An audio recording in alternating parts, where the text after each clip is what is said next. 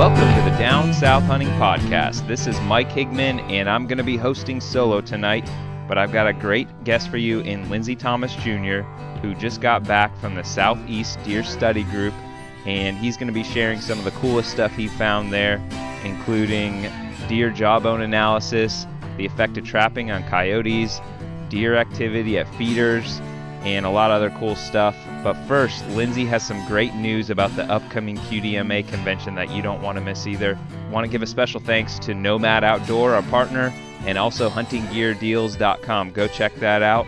Let's go ahead and jump into the episode.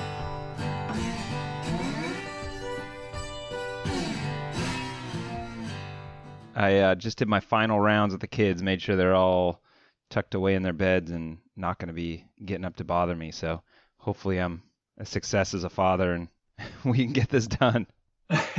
Good deal. Mine are still up doing homework. So, hadn't all settled down here yet. Yours are a little bit older than mine, though. So, Yep. Hopefully yours by now are old enough to put themselves in bed, right? Yeah, pretty much. It's a nice stage when you get there. Yeah. So I'm calling you tonight to talk to you about the Southeast Deer Study Group, and unfortunately Adam couldn't make it. He was traveling all week last week and is still trying to get his feet back under him, and Kyle was going to help us out, and he threw his back out last week. So I know, I heard that. That's tough, man. I mean, back pain is rough, but it must be pretty tough if you can't do a podcast. Yeah. How bad do you have to hurt to be able to not talk on the phone, right? But from the sounds of things, I don't think he's just wussing out on us. I think he's in a lot of pain right now. So everybody say I your don't mean to prayers make for light Kyle. of it, and certainly hope he's recovers quick. So doing things a little different. Normally we kind of do a little chit chat before we start recording, but I thought tonight, since it's just you and I, we're live on the air. So this is all going to make the podcast.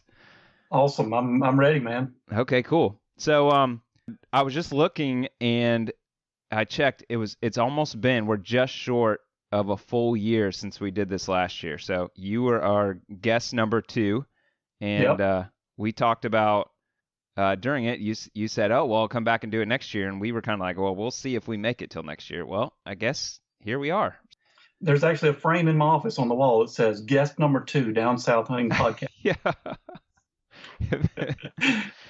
I'm glad. No, that was an honor, and I'm honored to be back again. Happy to do it with you. That and $5 will get you a cup of coffee, right? Yeah.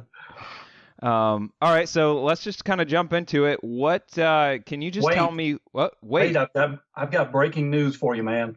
What's the breaking news? All right, so you came to National Convention last summer in New Orleans, Louisiana. Yes. Remember, we were at the Marriott there in downtown New Orleans on Canal Street, right in the middle of everything. Yeah, great time.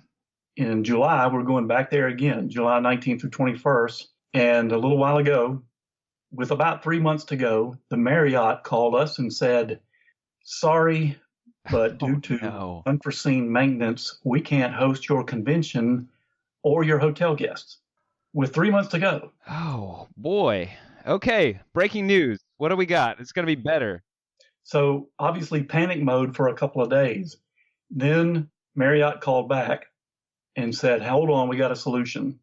We're moving you 2 blocks up the street to the Ritz-Carlton at the same rates." Yes. So that means convention rates. That means hotel rates. So Mike, I want you to call the Ritz-Carlton in New Orleans and try to book a room this weekend. See what it's going to cost you.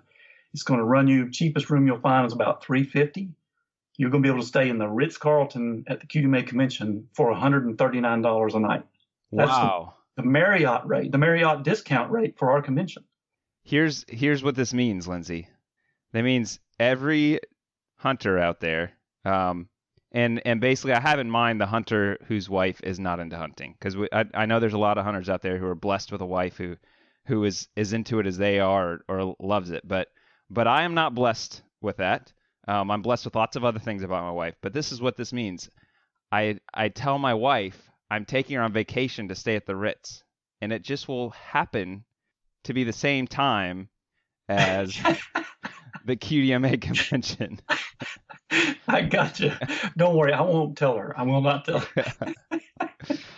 I've been married. Let's see. Oh man, this is trouble right here. I was about to say how long I've been married. I got an anniversary coming up. I think I'm on 14 years now. Let's see. I was married in '04. So if I can do some quick math here, this is 18. So this is gonna be 14 years. Okay.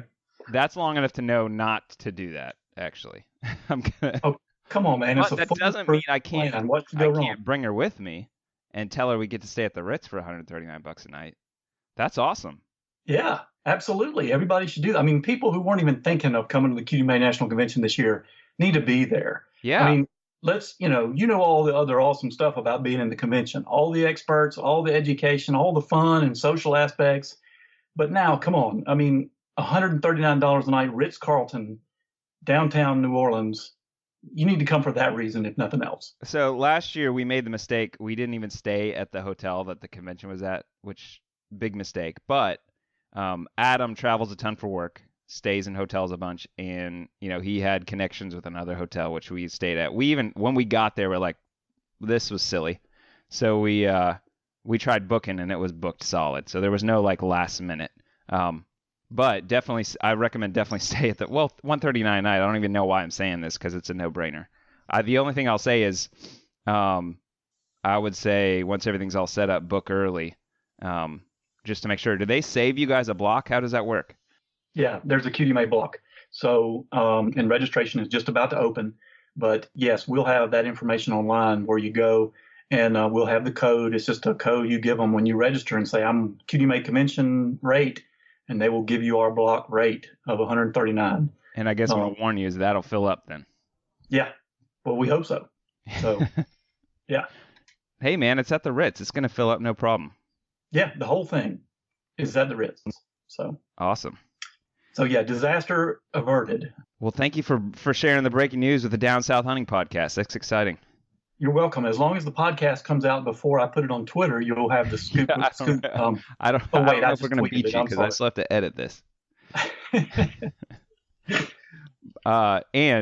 So here's breaking news for me. Today is April 17th, tax day. My taxes are not done yet, and I got to finish them tonight. So. Are you serious? I'm serious. So I can promise you one thing: this episode will not release tonight. When we get off the phone. It's not that I haven't started yet. I'm doing TurboTax. They are not a sponsor yet, but once they hear this, I think they're going to be on board. Yeah, you need to do about halfway done. So you need to do what I did years ago. Found a good friend who was a tax accountant who likes to hunt, and we do a trade every year. I make sure he gets plenty of hunting with me, and he does my taxes.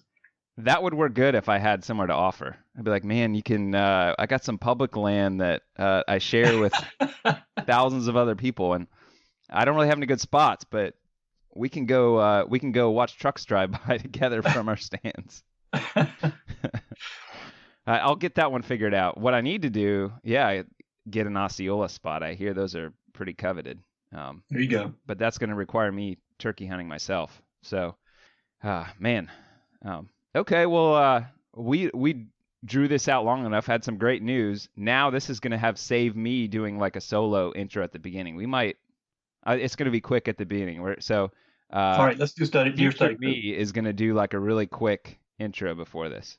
So, anyway, I do feel like I need to say this. We have already done this interview, and it was really good. Adam was part of it, and due to some technical difficulties, it's gone forever. See, I wasn't going to throw you under the bus and admit and reveal that. I was going to try to keep it under wraps and sound professional, and we never have any problems. But that just didn't seem true to me, and I felt like I needed to say this to thank you for coming back on and being so flexible with this. So I really appreciate that. Hey, no problem. You guys have done good things for me and for QDMA. I'm always happy to this do that. And this is this was a fun podcast last year talking about Deer Study Group, and I love this stuff, so I don't mind talking about it again. So that's true. Dress rehearsal, that's okay. Don't worry about it. And plus, last time we talked about some things that were kind of unplanned, but I hate to break this to you, that's probably going to happen again. But it's still going to be unplanned, so I can't tell you about what it's going to be. I'm braced. Yeah. All right, so now let's start over again. Can you give us an idea of what the Southeast Deer Study Group is? Yes, we did this interview a year ago, but I know we have a lot of new listeners, and some people have not been able to go back and catch up yet. So can you tell us what the group is and basically what you're doing there? Yeah, this is a group that meets annually, been meeting for about 40 years. And it is the Southeast Deer Study Group is a subsection of the Wildlife Society, which is a professional group organization for biologists and wildlife researchers. And so the Deer Study Group is kind of this subcommittee of folks, researchers, university professors, biologists, state agency folks who are interested mostly in deer. And for 40 years, they get together every year to share the latest findings from their deer research. And the way they do it is it's a 2-day blitz. The talks are about 15 minutes long. Everybody gives a PowerPoint presentation. All of these talks are submitted beforehand, and a committee selects the best presentations for the 2 days. So, 35 or 6 different PowerPoint presentations that I'll see in 2 days. And again, we go there, QDMA goes there because this is the latest science from deer researchers. And it's cool stuff a lot of times. It's useful stuff for deer hunters and deer managers and habitat managers, and anyone who's interested in deer. So that's why we're there to learn the latest, pass it on to the QDMA members, and share it. As I explained to you before, though, this is a meeting of scientists, and they're talking to each other. They don't do this for the public. They don't do it for, me and you deer hunters. They're talking to each other, and it is in the language of science. So there's a lot of research talk and statistical jargon, and, they talk about males and females, not bucks and does, and things like that. And I've, learned over the years to sort of read between the lines and interpret. But so I'm there to gather the latest information from them and pass it along to QDMA members. Now, I'm only saying this based on photos I've seen, but is there also like an opportunity for you to like speak individually with the people that are presenting about their projects? Oh yeah, most of them are there for the 2 days. There's even a banquet at the end, and awards are given out. And so, they're all around, and so it's a great opportunity for me as a journalist. Not only hearing these talks, but then speaking to these people in the hallway or afterwards, and asking further questions, getting email addresses for follow-up, things like that. So, and it's the other thing I meant to mention is it's hosted each year by a different state in the Southeast, among the southeastern group of states that participate. And each year a different state agency in a rotation hosts it. So this year was in Nashville, Tennessee, and the Tennessee Wildlife Resources Agency hosted it and had a great display of big Tennessee bucks, there for everyone to enjoy. So they did a good job with it. And even though it's the Southeast Deer Study Group and it rotates location-wise around the Southeast, there are a lot of folks there from other parts of the country, the Midwest, the Northeast, not only there attending to learn, but speaking as well. And as some of the things we may talk about tonight, there are research presentations presented there from outside the Southeast. It really is the sort of the premier meeting. There are other regional deer study group meetings in the Midwest and Northeast, but of all of them, this is the biggest and probably the premier group. So it draws the biggest crowd. Well, the Down South Hunting Podcast, I love to hear that the Southeast is the premier group. Love to toot our own horn a little bit. What do you think it is about the Southeast that makes it such a draw? I think I'd be speculating really, but I think it has a longer history, 40 years. I think it goes back further than some of the other groups. But some of the, really when you look at the big universities in deer research, a lot of schools do deer research, but there are, as in anything, there are some universities that stand out. The University of Georgia, University of Tennessee, Texas A&M Kingsville, Mississippi State. Many of the names you hear every year are in the South. Now, there are some other good schools, of course, around the country that focus on deer research, but those that have really the big deer programs that really turn out a lot of research, or most of them are in the South. That may have something to do with it. And it could also be that when you look at the history of quality deer management and a lot of the science and research behind deer management and deer biology it comes out of the South as well. So I don't know, a little of all of those things maybe. Was QDMA started in South Carolina, wasn't it? That's correct. Joe Hamilton, our founder, started it in South Carolina, but he got a lot of his inspiration from Al Brothers, who was in Texas. But yeah, a strong Southern flavor there. Okay. I guess I'm going to ask you to speculate a little bit more here. I've enjoyed it so far.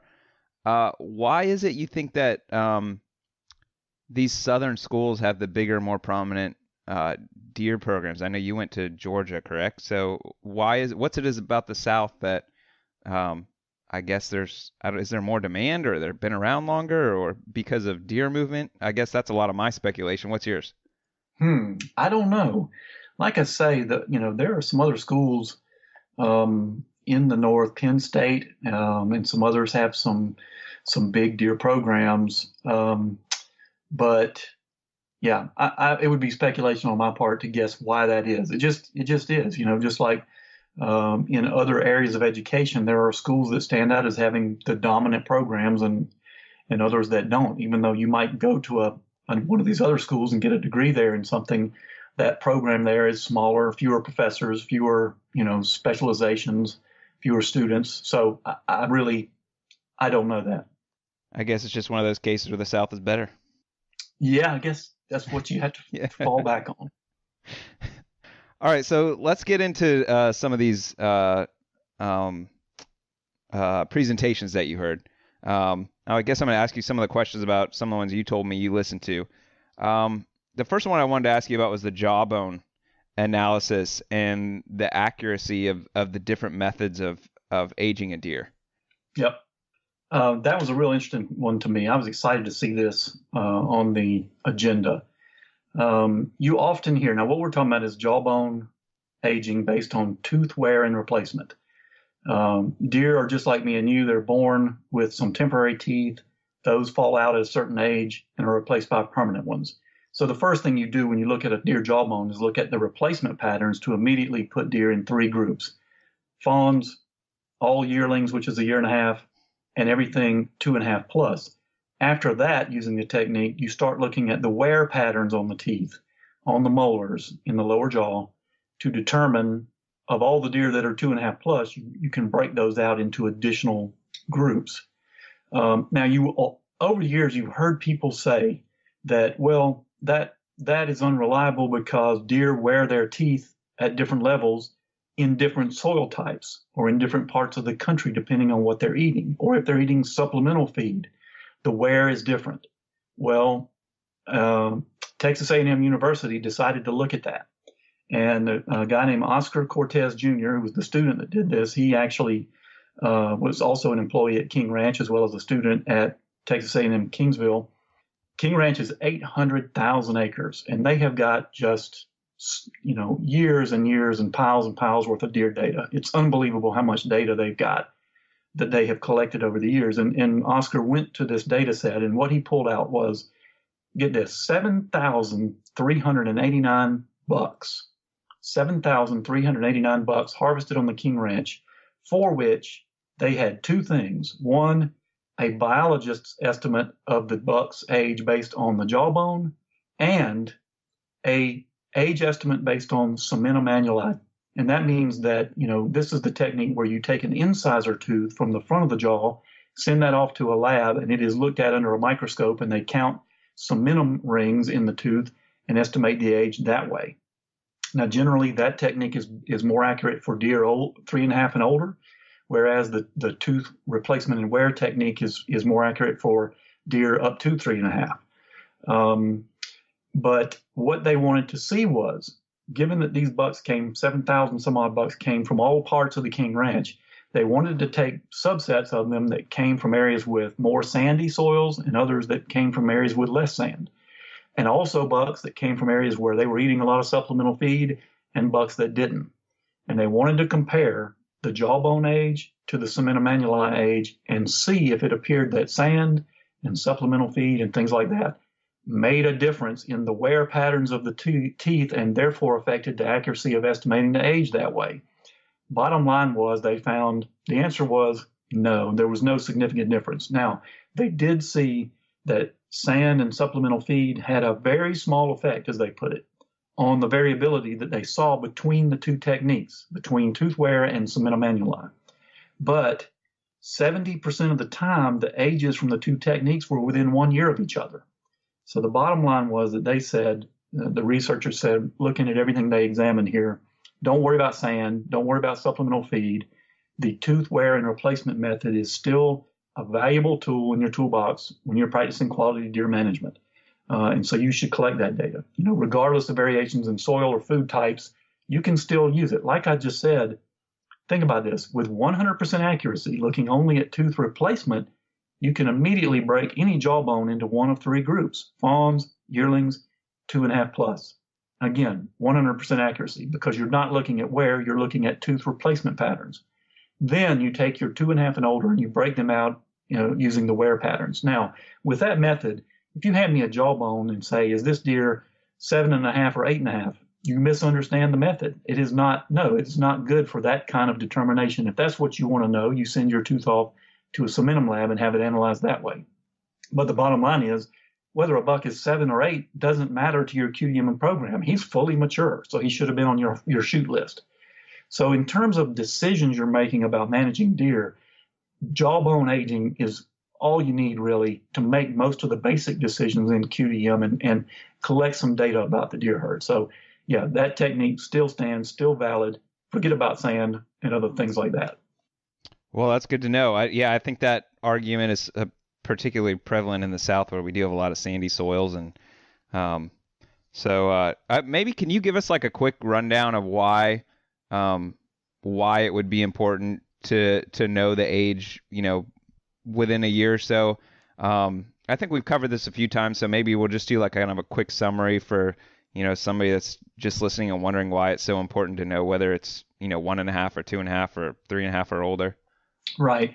Well, for one thing, you can track your improvements in things like body weights by age class. You want to look at everything by age class because, if one person kills a doe, another person kills a doe, and you weigh them and you say, well, this doe was bigger. Well, that doesn't really tell you anything. How old were they? If one was a yearling and another one was 3, that probably explains the body difference. And once you start collecting this data, you get to where on a place that you're managing, this is how I get to where it is. I can just about tell you a doe's age looking at her from on the scale when we're weighing her. I can guess her age because we weighed and aged so many of them by the jawbones that you begin to see it break out in clear patterns. You see the progression of body weights by age class and about how old they are when they weigh certain sizes. So, these are the things you get in tune with your deer herd when you begin to collect age. But then beyond that, it's, for example, one of the huge health indicators of a deer herd is how many doe fawns breed each fall. When a doe fawn if she hits a certain size, generally about 70 pounds in the South, if she achieves that weight in the fall, she will go into her first estrus and be bred. Well, the percentage of doe fawns that happens to is an indicator of your herd health, and the higher it is, the better. Those does have great nutrition. They're reaching a certain body size and breeding early. Well, when you pull those jawbones the next year, and if you pull a jawbone of a doe the next fall and she is 1.5 years, which you will know automatically by looking at the replacement patterns of the teeth. You don't have to look at wear. You will automatically know she's 1.5 years. If she's got milk in her udder that fall, that means she nursed a fawn that year. And that means she was bred as a fawn herself. She was bred the previous fall. So that's great information to look at right there, for example. Another one is if you are, really the starting point at QDM with buck harvest we think for everybody should be protect most or all of your yearling bucks. So the question becomes sometimes, well, somebody shot a buck they thought was 2. Were they right? Pull the jawbone. Again, if he's 1.5, you're going to know automatically 100% because you look at the tooth replacement patterns. Those are going to reveal themselves immediately. I'm not going to get into the technique here. QDMA has resources that can teach folks how to do this, but So immediately, if you're protecting yearlings and trying to harvest older bucks, pull any jawbone of any buck somebody has shot, you're going to know yes or no, this buck was a yearling or he was older. So yeah, there's a ton of valuable information you can get with a jawbone.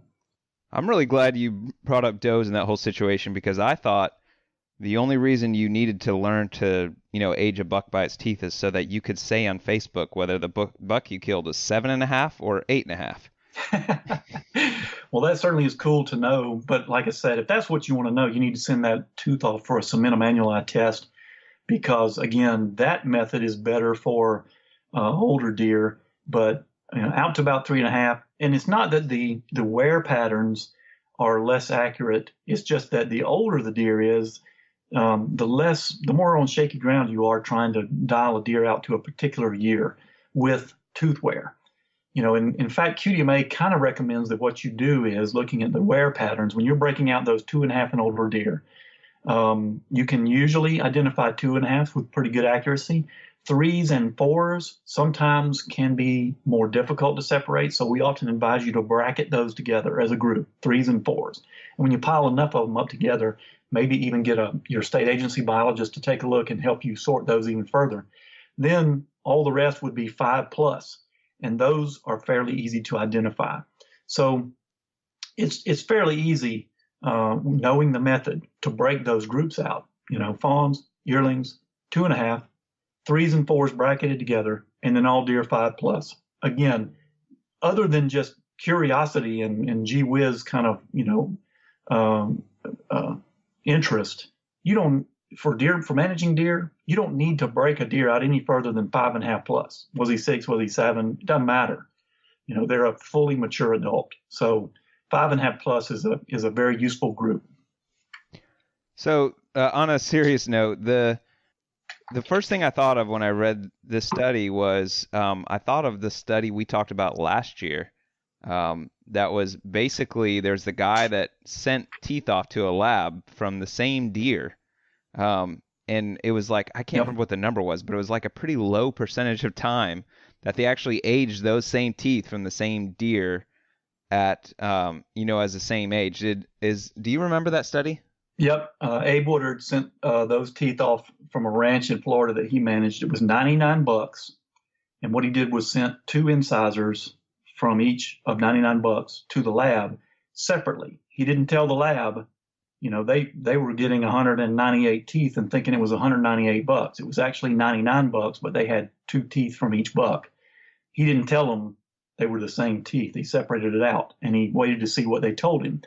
And it was only on 15 of the bucks that the lab indicated the same age for the same buck on the 2 teeth. You follow me? And it was something like, I believe it was like, I think it was about 50% were within 1 year. The 2 teeth were within 1 year. And then another third, 30%, were different and beyond, more than 1 year apart.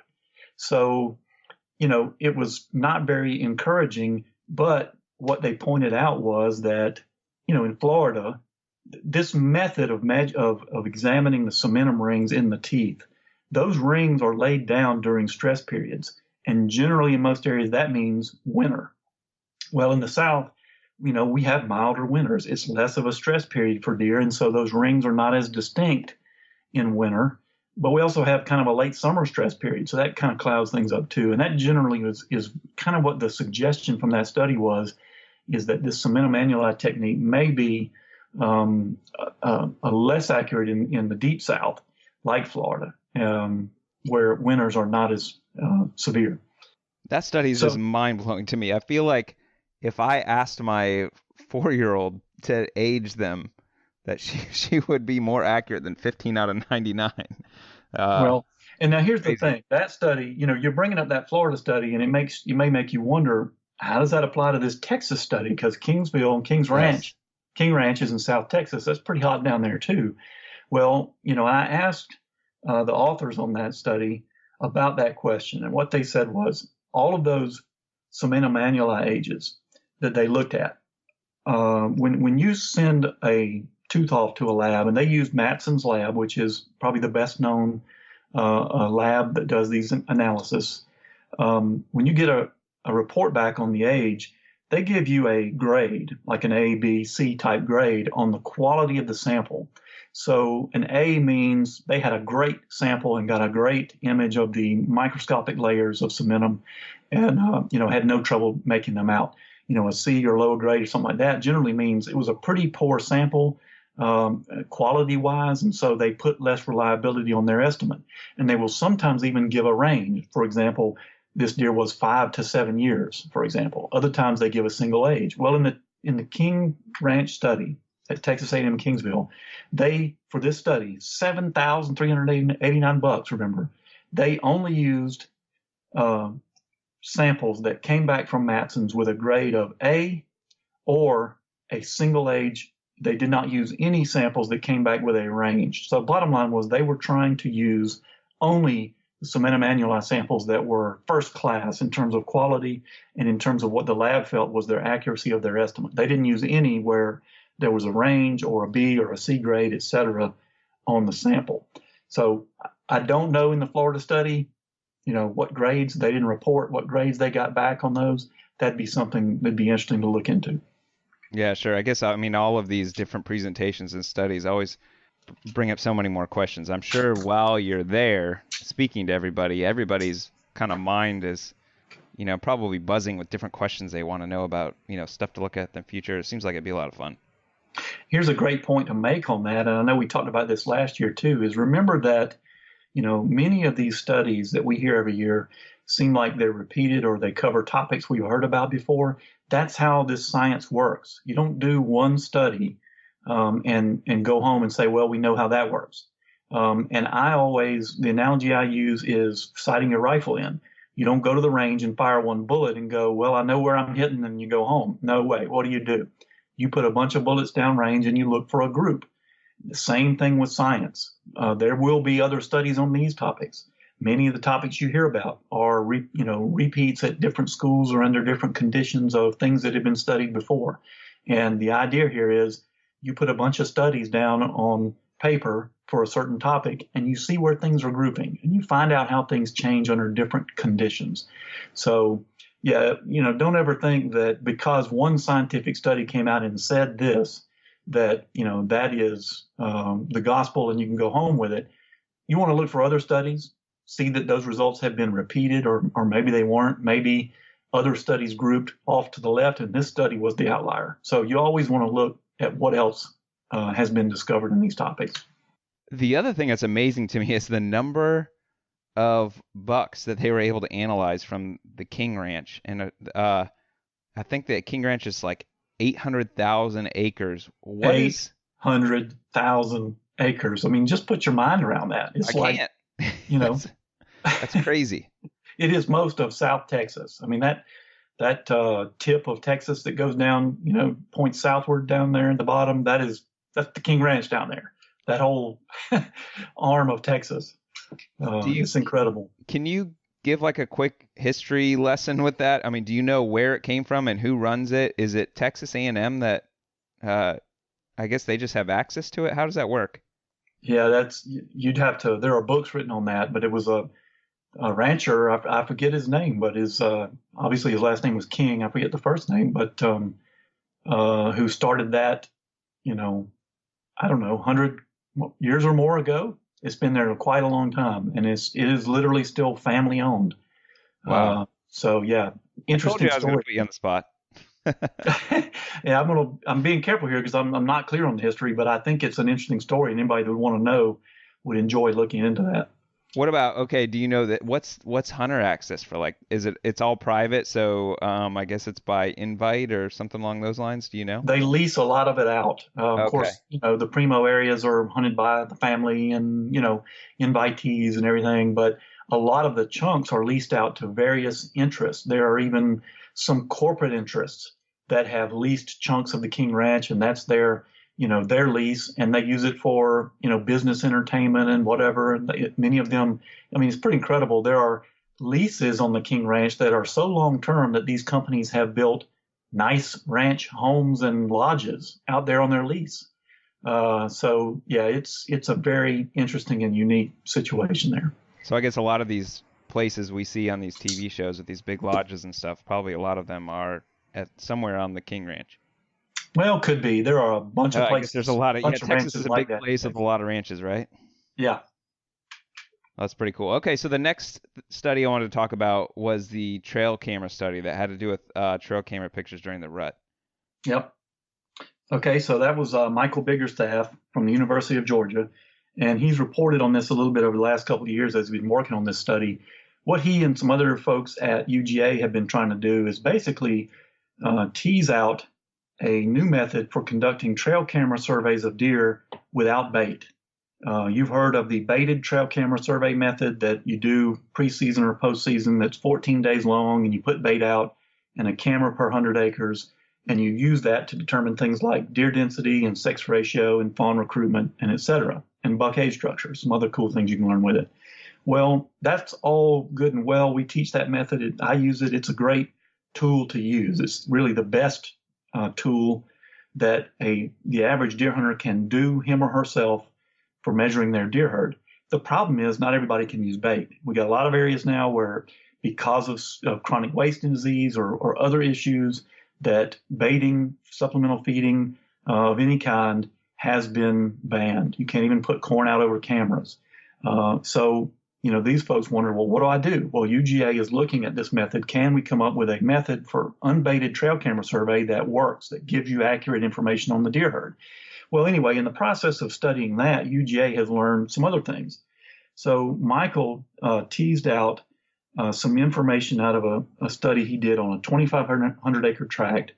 He was using a camera per 50 acres. Now, these cameras were on deer trails. In the center, roughly, of these 50 acre grid blocks, on the nearest deer trail he could find to the center of the grid.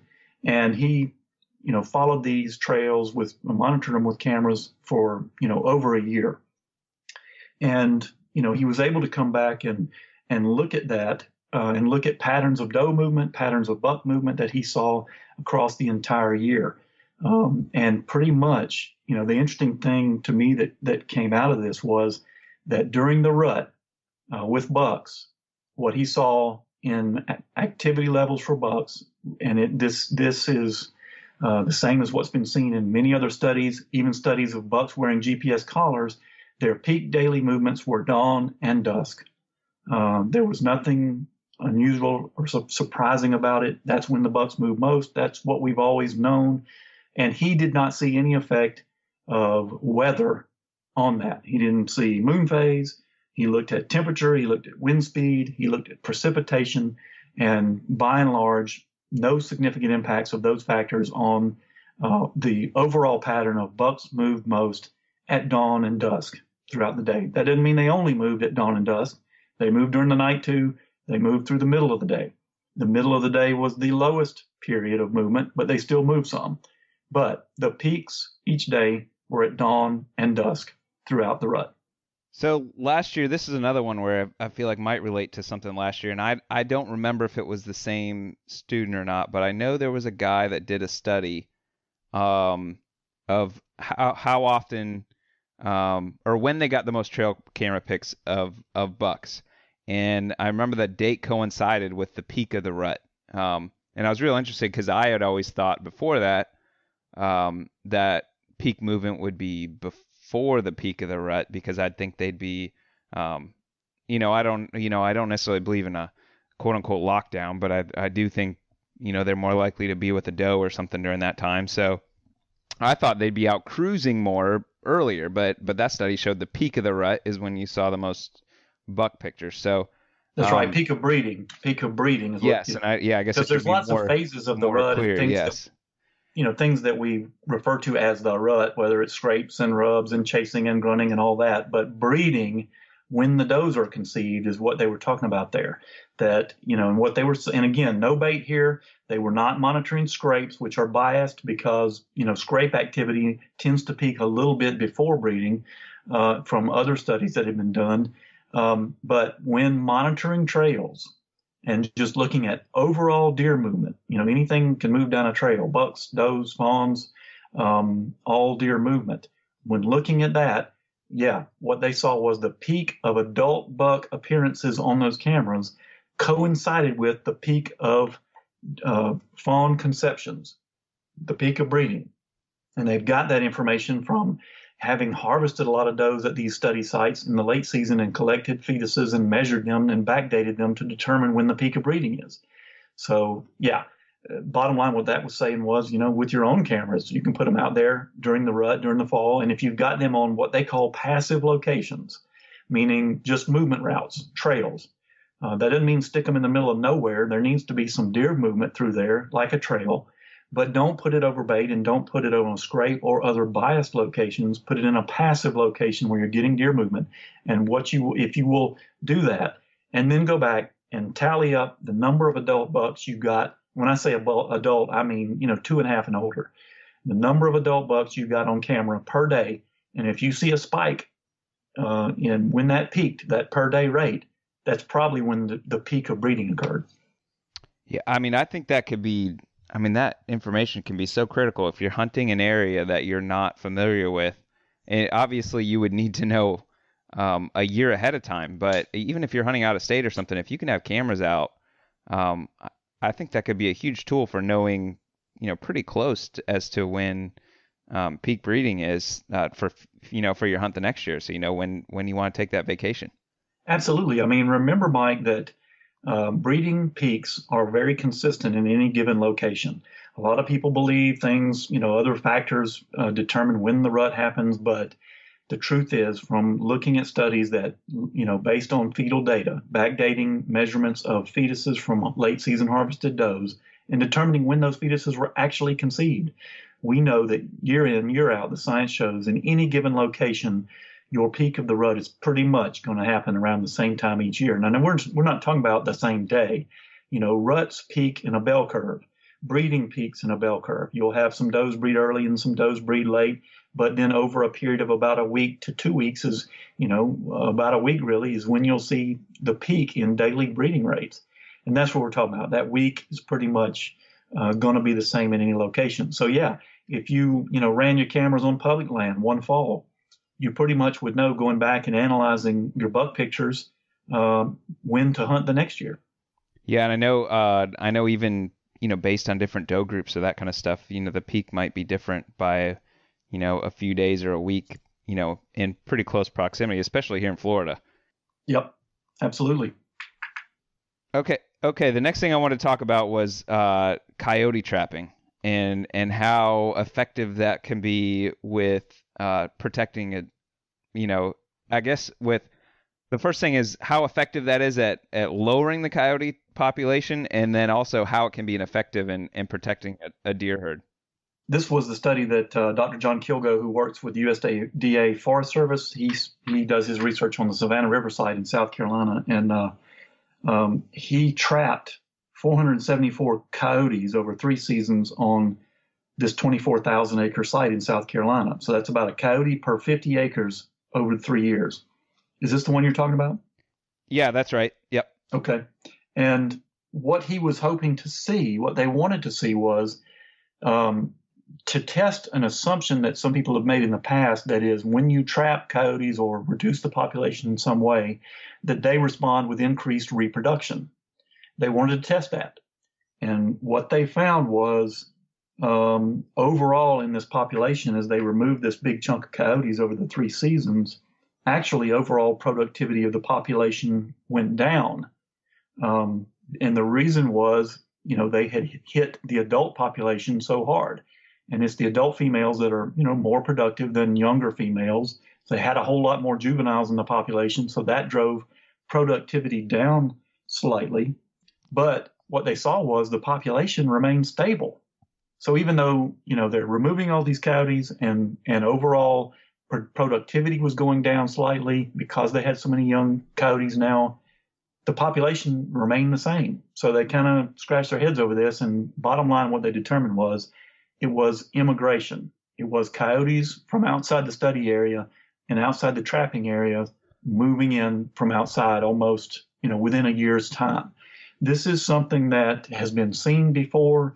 We know that coyotes, generally you have 2 types of coyotes out there. You've got your residents, which are generally paired, mated, male-female pairs. that settle down and sort of have a territory. And then you've got the transients that don't have a territory that roam across enormous areas in random movements all over the place, just sort of bouncing out around there all over the place. And when a territory opens up, those guys are ready there to move in quick. So this has been seen before. Other studies have shown that trapping can be effective in the spring just before the fawn drop to increase fawn survival in some situations. What you're doing there is, knocking a hole in the coyote population just before the fawns arrive, so that those fawns, when they're in that critical, 10 to 20 day first few days of life, they have a little bit less pressure on them from predators. But the thing you have to remember, and John's study showed this again, by the same time the next year, your coyote density and population is probably going to be back about the same as what it was before. They move in from adjacent areas. The coyotes move over such large expanses that, you're sitting there working on, say, your 100-acre property or even your 500 or even 1,000-acre hunting property you've got access to. You're not managing coyote populations when you trap a few. It takes serious removal of coyote over vast areas to really have an impact. And even on this 24,000-acre place, 3 years of serious trapping, and the population pretty much stayed the same. So can you open a window in the spring to protect fawns? Yes, there's some evidence that can work. Is that a permanent dent in the coyote population? Nope. The next year you're going to need to trap again. Do you have any idea how close that window needs to be? Like, now we're in the middle of April. So let's say, getting towards the end of turkey season, is that when most areas should be trying to intensively trap? Nobody has really dialed in on it like that, except to say that, yeah, pretty much, if your state trapping regulations allow, and you need to check those always from the very start. But if your trapping regulations allow, trap as late as you can, in the spring before the fawn drop, even during the fawn drop, if you can trap then. Just depends on what your regulations allow and whether you can get someone in there to help you. Because, one thing's for sure, Mike, you got to have someone who knows what they're doing. If you're an amateur trapper or wants to learn how to do this, you're not going to be able to have an impact because you're probably going to be educating more coyotes than you're trapping if you're just sort of learning how to do this. If you want to have a serious impact on the local numbers of coyotes in a hurry, you need to get a professional trapper in there. If you know what you're doing and you're serious about it and you know how to do this, that's fine. But if you're an amateur and you're learning, you're not going to have an impact, and you're probably going to just educate a lot more coyotes than you're going to catch. I guess if you don't have like a particular reason that you have to knock down, if you're not having a deer density problem or something, I guess if you want to start learning to trap and just do it as I guess more for fun than it is for like serious management, then I guess it wouldn't really hurt too much, right? No, not at all. And that brings up a great point, Mike. Everybody should understand this. Because you heard a coyote howl does not mean you have a fawn recruitment problem. Because you saw a coyote while you were deer hunting does not mean you have a fawn recruitment problem. Not everybody has, who has coyotes and deer has a problem with coyotes eating too many fawns. There are many other factors at play here. Habitat is one of them. If you've got good fawning cover and plenty of it, coyotes generally don't take as many fawns. So, just because you have coyotes does not mean you have a problem and that this needs to be addressed. So look to your data from the fall during deer hunting. Look to your observation data you collect, your trail camera survey, the other indicators that tell you what your fawn recruitment is.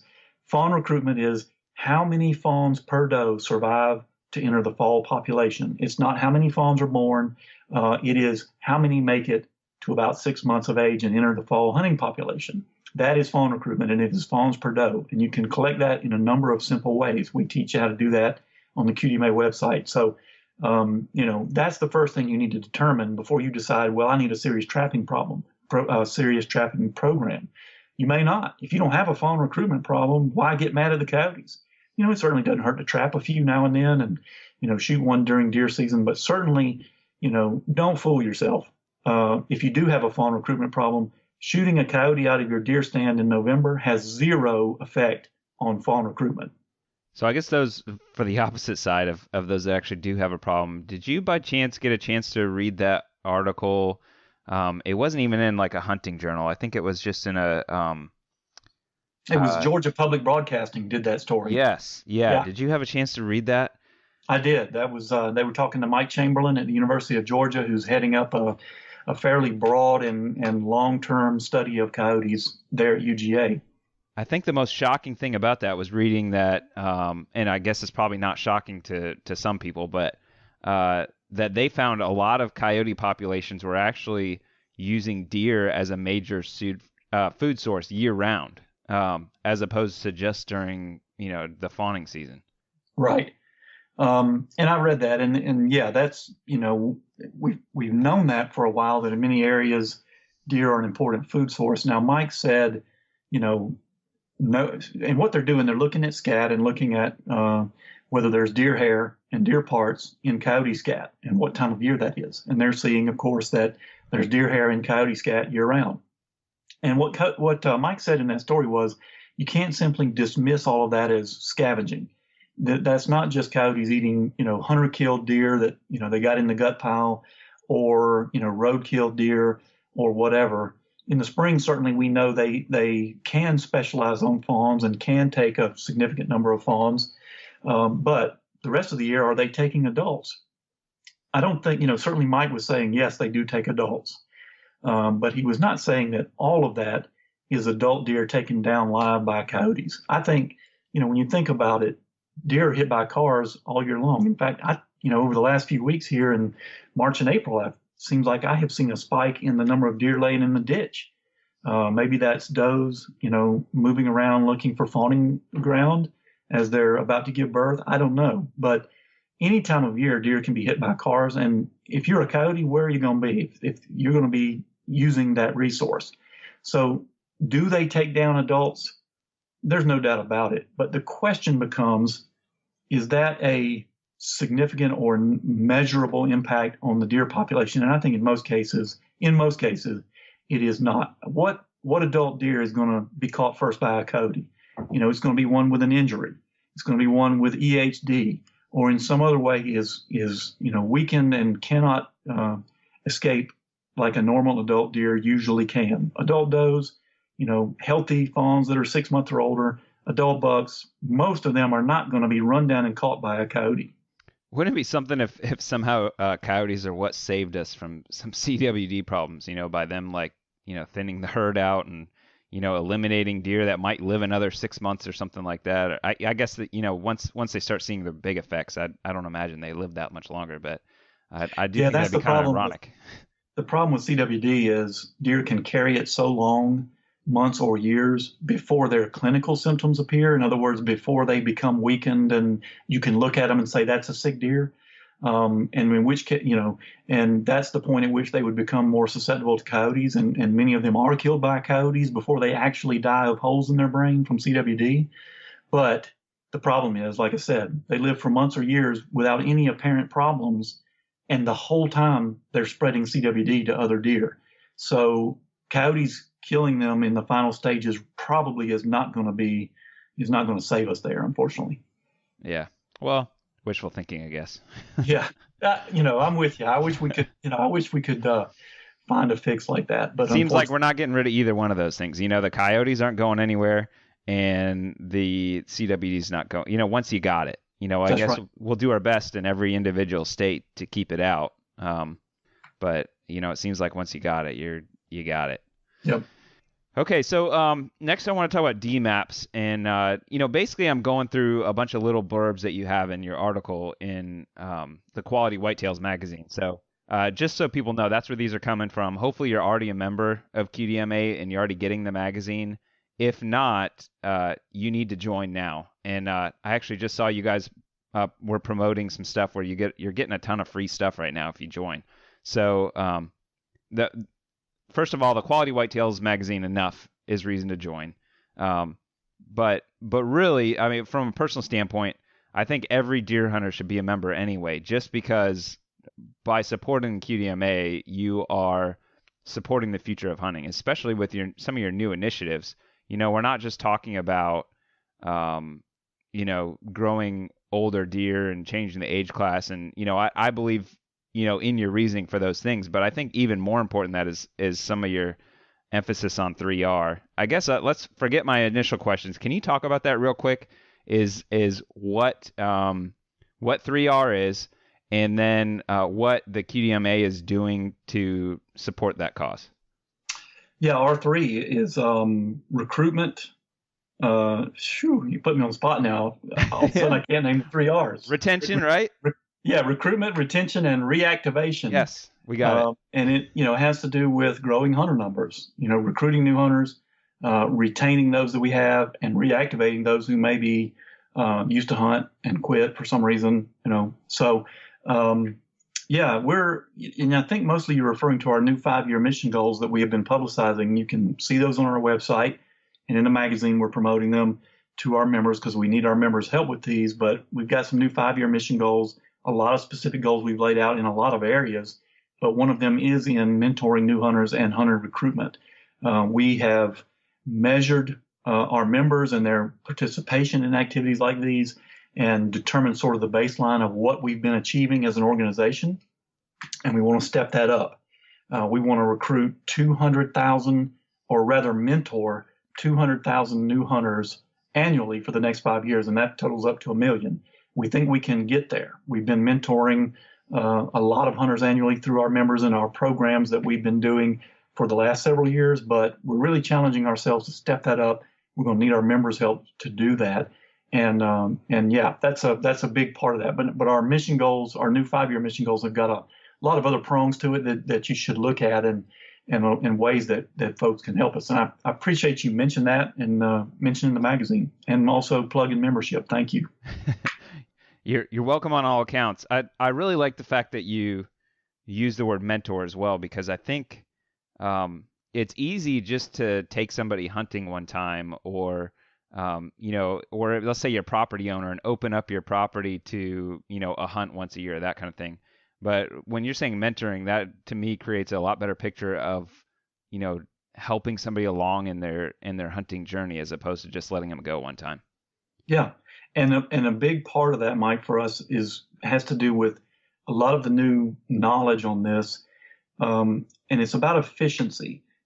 For many years, it's all been about youth. Let's take the youth hunting. Many of us as youths were guided by a parent or a grandparent or an adult mentor of some kind.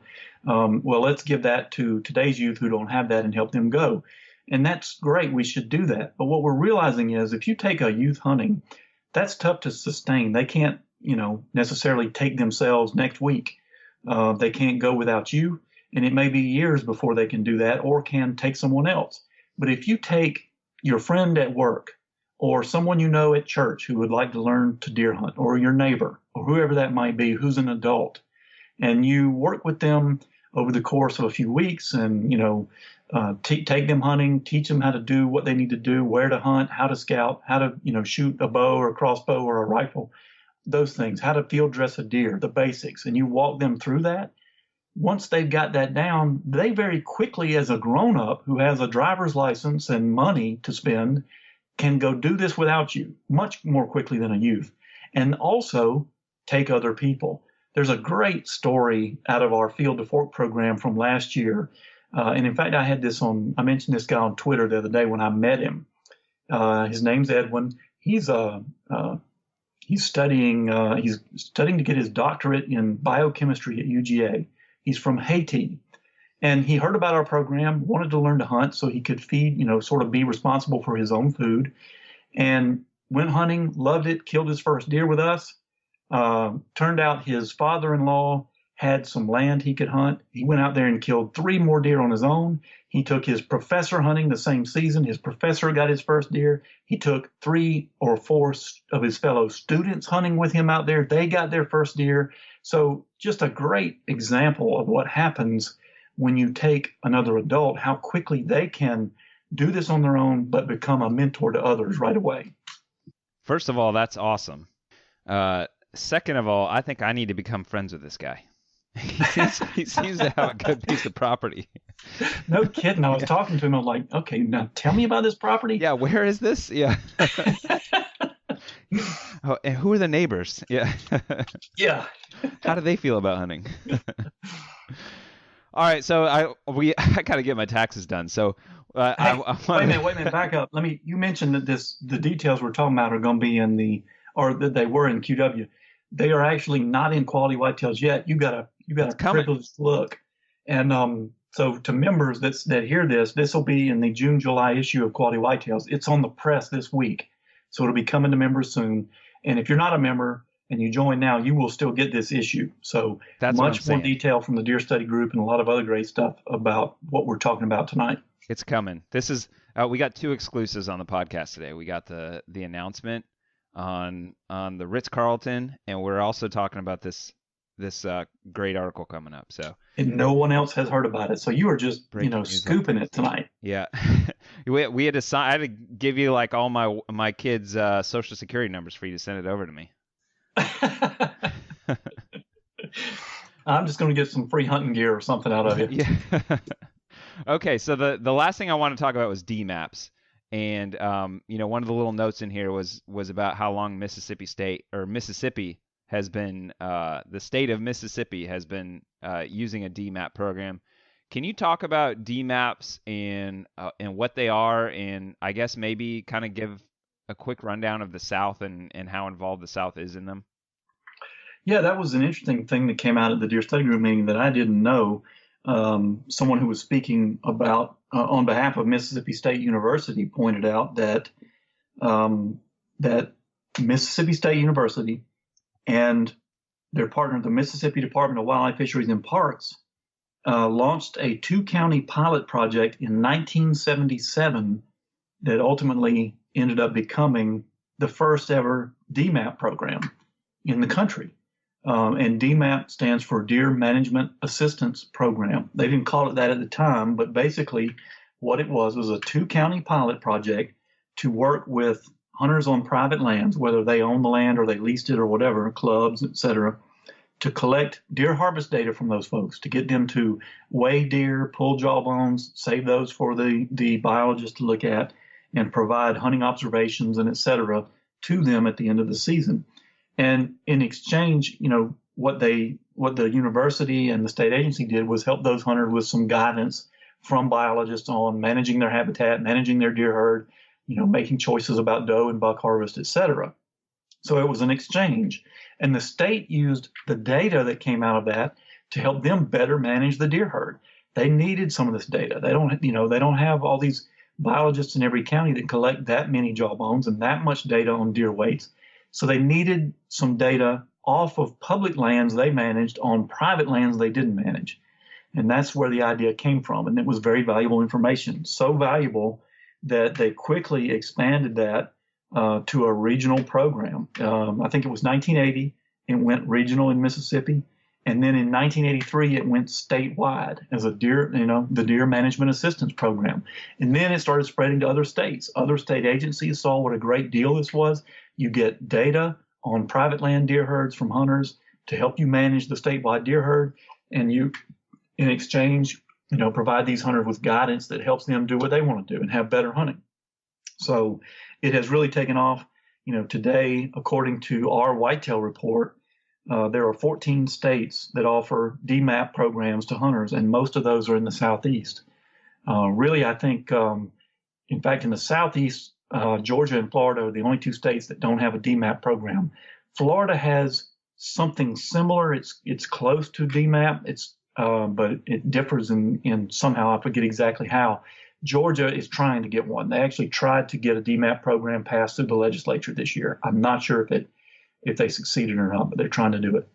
Yeah, so I'm only familiar with Florida. I'm really curious as well, and I can't tell you what the difference between ours and what anybody else is, but I can tell you our program is they split the state up into different regions, and each region has different regulations for, maybe doe harvest or antler point restrictions, or basically they base it on the deer herd in the area and blend that with basically what hunters want in that area and try to balance the two of them.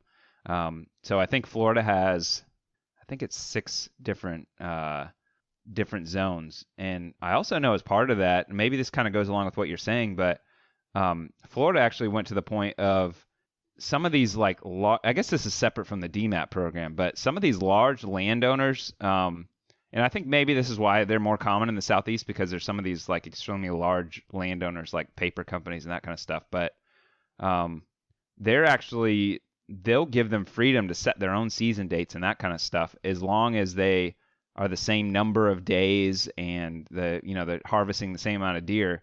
They basically could say, well, you could do gun season all year as long as you're limiting your harvest to a certain amount of that kind of thing.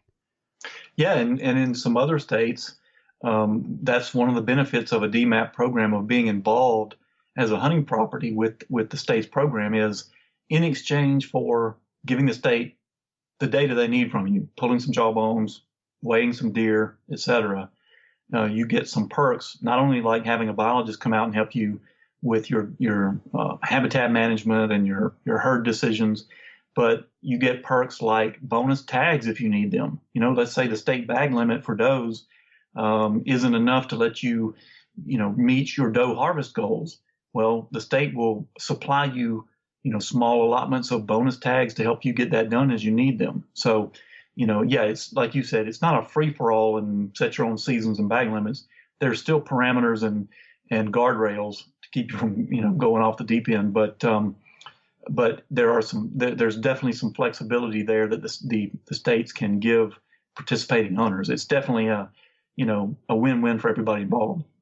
Yeah, in Florida's case, we don't have any reporting system or tags or anything like that. It's basically you can kill 2 bucks a day for basically the whole season, as long as you don't have more than 4 in your possession somehow. So, right. And see, this is exactly why. Go ahead. I'm sorry. I was going to say, any help they can get, from these large landowners and getting data as far as, how many deer are being killed and that kind of stuff probably helps them out a whole lot. Yeah, absolutely. And this is why I want Georgia to get DMAP. I live in Georgia, I hunt in Georgia. We want that program because, over recent years, we've heard, various complaints from different groups of hunters about the bag limit. Well, the bag limit is too high. We need to lower the state bag limit on does because people are shooting too many does. Well, that might be true in some areas, but it is not true statewide. There's plenty of areas in the state of Georgia that still have too many, deer density is too high, and those hunters need to be taking more does. They need a higher bag limit. And then there are areas where it's true that maybe, fewer deer should be taken. Well, adjusting the statewide bag limit is a very clunky tool for trying to answer that problem. DMAP would solve that problem. You set a statewide bag limit that is at a more moderate level, but hunters who participate in DMAP and have the biologist out there helping them and monitoring and looking at the data, if they need to be taken more than the state bag limit, the state can allow them to do that through DMAP. So then you're making adjustments on a property by property or site by site basis to allow hunters who need to take more does to do that, but minimizing the bag limit on a statewide level. So it's sort of a compromise that DMAP allows there. All right, so now it's time for some bonus content. I really got to get to my taxes, but I got to talk to you about these things first because there's a couple things you mentioned to me that I know you might be able to mention them in future articles, but I know you weren't able to get to in this upcoming article. And the first one was the Mississippi State study that discussed how does relate to buck antlers and actually preferring larger antlers. I was not going to let you go do your taxes without talking about this one. Don't worry. I don't really want to, but the federal government might have something. To be honest, depending on how late this goes, I might be filing an extension. But yeah, I imagine it's going to take a little time too. So just file an extension, talk to me a little bit longer, and then go to bed. Yeah. No, listen. So yeah, the Mississippi State study. This is Daniel Morina's study. Really interesting. And by the way, you're going to get to meet Daniel at the National Convention. He's coming to the convention and he's going to speak on this study. He's got some, I'll tell you about it in a minute. But anyway, so you're going to get to meet him. Daniel's study used the deer at the Mississippi Deer Lab. They've got a research site there with captive deer that they can manipulate and use for studies. What he did was they took a whole bunch of their bucks and they sawed their antlers off near the base, added a little metal socket attached to that base that then allowed them to manipulate the buck's antler size by putting different size antlers on his head attached to those sockets. So they could take a giant, mature buck and turn him into a, little scrawny scrub buck 4-pointer by exchanging out his antlers with these sockets. And then what they did was they had 2 pins with a runway down the middle of them, and they put a buck in each pin on the side, and they put an estrus doe in the runway down the middle, and they monitored to see which buck the doe preferred to hang out with. An estrus doe who's ready to breed, which buck did she prefer? And the point was to manipulate antler size on these bucks to see whether does preferred larger antlers. Now, they did a whole bunch of things they had to test here because, it could be the age of the buck, it could be the size of the buck, and that's why they wanted to be able to change the antlers out. They did this in a way that they were able to do lots of tests with bucks of the same body size but different antler size, bucks of the same age but different antler size. And generally in the tests, the antler size difference was dramatic. It was like, they'd have 2 bucks on either side of the doe with same age, same body weight, but one of them would be 160 class and the other one would be 64 inches of antler. It was that dramatic. So they wanted to be very clear on this and ran just dozens and dozens and dozens of trials, a whole bunch of trials of this using estrus does. And bottom line was what they found, 80% of the time, the estrus doe preferred to hang out with the buck with bigger antlers. So bottom line, does, large antlers appear to be a sign, an outward sign to a doe that this buck has, got better nutrition or for whatever reason, but, is a better survivor and probably genetically is, the deer that you want to bear to father your offspring. Now that's interesting and noteworthy. And Daniel's got a lot of cool videos that they shot of this showing the interactions between the doe and some of the bucks.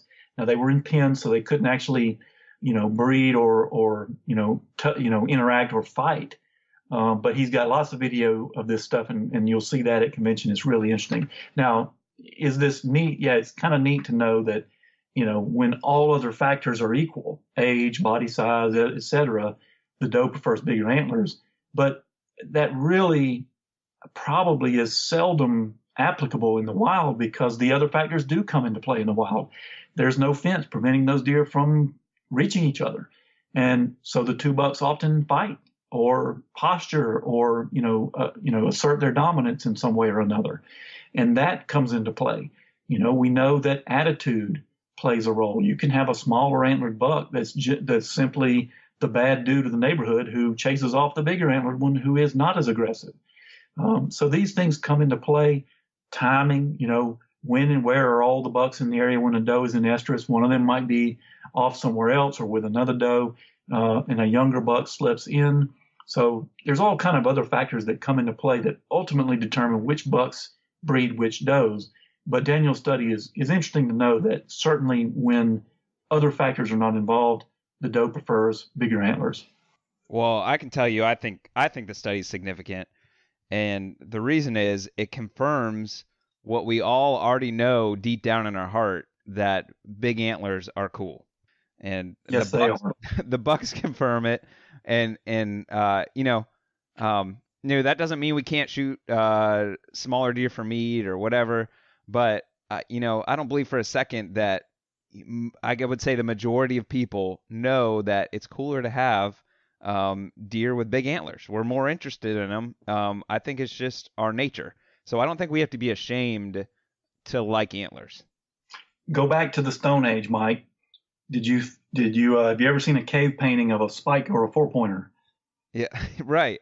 They're the biggest, coolest ones, That's right. Giant antlers. Our ancestors in the Stone Age were painting giant bucks on cave walls. They were enamored of antlers too, whether they thought those were useful tools or just cool or just, a sign of the biggest, healthiest animal out there, whatever. But, people have always been fascinated by large antlers. And I guess probably 80% of us hunters are probably, easily willing to admit that and don't have any issues with it. I think the overreaction to trophy hunting and placing too much emphasis on the antlers maybe has created the knee-jerk reaction of saying, I don't really care about them at all. But I think, most of us hunters, given two deer of the exact same age class and, that you have the history or whatever, is that, of course, we want the one with the bigger antlers. They're cool. Yeah, I mean, we can all care about antlers. The question is, what else do you care about? Do you care that the density of the herd is in balance with the habitat out there? I do. Do you care that does are healthy and fat in the fall and that they produce, a lot of fawns that survive? I do. Do you care that, the age structure is balanced out there and so that the population is has a natural age distribution? I do. Do you care that you have a fun, safe, ethical hunt? I do. So it's a matter of what else do you care about? And if you care about big antlers and you care about all those other things too, that's what this is really about. It is fine to enjoy big antlers. Who isn't out there in November hoping that they get to see the biggest buck around walk out? We all are. But at the end of the day, the important thing is what else do you care about too? Yeah, well, I think we can all learn a lesson from the does. The does, if they don't have the choice, they're gonna pick a buck either way. Like you said, there's a lot of other factors that go into it, but everything else being equal, they like the big antlers. So, we don't have to make antlers our number one priority, but at the same time, I just don't think we need to be ashamed that we like big antlers as well. I agree. All right, so last thing I wanted to touch on, I want to talk about corn feeding, or maybe not corn, any type of supplemental feed. And there was a study that Texas A&M did on the interactions of deer at feeders. Pretty sure that was Emily Belser at Texas A&M University. This one's off the list a little bit, but this is the one that was about how a different, dominant deer basically taking over a feeder. Emily was looking, she's at Texas A&M Kingsville, and generally a lot of the studies that come out of Texas often, logically so, look at issues that are strongly Texas issues when it comes to deer and deer hunting. So, a lot of folks in Texas feeding out there in that thick and heavy cover is something that's a tradition, goes way back. So they often, for ranchers out there, want to know these questions about feeder interactions. And so anyway, what Emily did was look at interactions at feeders and whether dominance played a role in determining who got to eat. And bottom line was she found it does. Now, this has been seen in other studies too. They know that in any given area where you've got feed provided unlimited, year round, it still doesn't mean that every deer in the area is eating the feed. Many of the deer simply, from a personality type or whatever, just don't come up around feeders, don't use it. Others are, kept from eating by more dominant animals at the feeder. And then there are some deer that are there all the time and just eating out of the feeder, steadily. So the bottom, what they've seen before is when you have supplemental feed out there, it does not mean every deer out there is benefiting from that nutrition. There are some that aren't going to do that. And Emily found that, in many cases, there are dominance interactions at the feeder that prevent that, whether it's a more dominant buck, whether it's a more dominant doe. And generally, body size and age were, important factors in that. And that there were even does that prevent other does from feeding at the feeder. Now, what she also saw was that in some situations where deer density is really high, that was less of a problem. And it's simply because if you've got one of these feeders that's got multiple outlets for deer to get the feed, and you're the big bad buck there trying to keep everybody else away, you're so busy in high density situations trying to keep everybody else away, you're not eating. And so it kind of becomes a point of diminishing returns from a survival standpoint where you're burning up more energy chasing everybody else off than you are getting energy out of the feeder. So in situations like that with high densities, the dominance interactions went away and deer were pretty much just there eating while they could. Have you ever seen, I might even be on Carbon TV now, but Lee and Tiffany on their farm had a feeder with a live camera on it. And have you ever seen that before? I have not. It is like it's mesmerizing because first of all, they're in like primo land in Iowa. So of course there's always like gigantic deer coming in. But it's really cool. It's live. So it's just to have it in the background, you're like sitting working on something and next thing you know you see like this deer coming out of the woods. But anyway, you get to see a lot of different interactions between a lot of deer. That's one of those areas where the density is real high and just at the feeder. I'm looking online right now. It's actually on Carbon TV, still. So I didn't know if there's like some kind of regulations that might get in the way. So, and just to clear this up, they don't do any hunting over these feeders. It's just strictly like a live internet webcam that is deer. So, anyway, that just kind of reminded me of that. It's kind of mesmerizing, and if you want to see some giant deer without any human pressure. You might want to check that out. Yeah, I haven't. That sounds interesting. It's supplemental feeding is certainly a good thing, and a lot of deer get benefits from that nutritionally. But the take home lesson from some of this research is just remember that not every deer out there is getting the benefit or going to use that.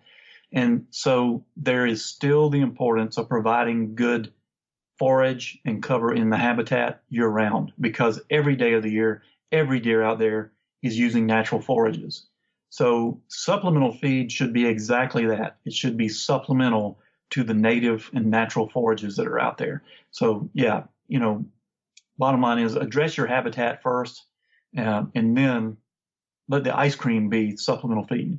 Yeah, and we've had Daryl Radishek on the show, and he's got his own opinions about feeding and that kind of stuff. And I know there's a lot of different opinions, and some people want it, some people don't. I guess I'll just say that with the Lee and Tiffany thing, it's interesting to watch. I'm not necessarily taking a position on whether it's a great idea or not. But anyway, well, Lindsay, I'm really sad to say this, but I think I'm gonna have to get going so I can get these taxes done.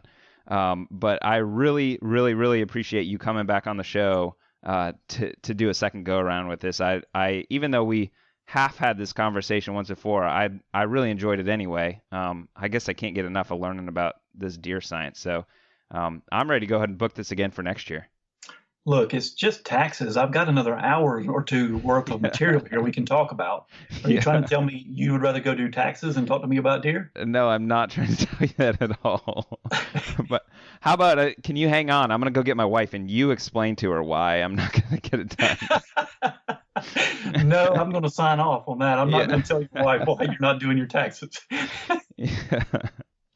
All right. Well, thanks again, Lindsay. And I'm sure I'm going to tell you thank you for Adam as well. I'm sure he's disappointed that he couldn't make it, and really appreciate coming Adam. Shout out to Adam. I look forward to seeing both of y'all again, hopefully at National Convention, and also want to be there to see Kyle walk through the door of the Ritz-Carlton. We got to get him back on his feet. Yeah, he's going to be all right. I think he's going to be doing. He said he's got he's going to be on some serious drugs for the next few weeks, but he's been to the doctor a few times and he'll be able to pull through. So if we do have him on the podcast, he might be a little an extreme version of his personality. But that should be fun. Yeah, that'd be interesting. Yeah. So since Adam's not here with me, I need you to give me an out down south so we can close this out. We're out down south. We're out down south.